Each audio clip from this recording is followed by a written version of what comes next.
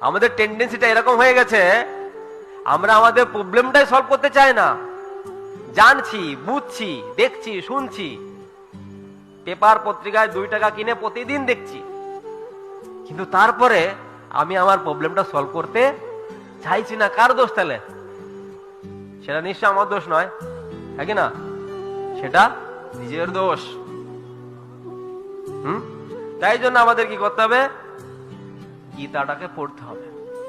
গীতাটা ধর্মগ্রন্থ বলে আরে লাল কাপড় দিয়ে বেঁধে রেখে দেবো ঘরে, তাহলে প্রবলেম গুলো সলভ হবে? হবে না।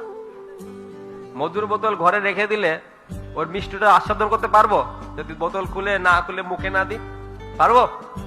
পারবো। ভারত ভূমিতে যারা বাস করছেন তারা স্বর্গে বাস করছেন। স্বর্গে থেকে যদি সে নরকের মতো কষ্ট পাচ্ছে, তাহলে তাকে ভারতবাসী রেসিডেন্সি দেওয়ার দরকার নেই, হ্যাঁ কি না? ভারতে দেবতারা বাস করে, আপনারা সবাই দেবতা। বহু পুণ্যের ফলে ভারতবর্ষে জন্ম নিয়েছেন, জম্বুদ্বীপে, ভারতবর্ষে। হ্যাঁ, আর তারা যদি অমৃত লাভ করতে না পারে, বিদেশি গুলো এসে অমৃত খেয়ে যায়, তাহলে কি করে হবে? হবে? হবে না। তাহলে অমৃত কোথায় আছে?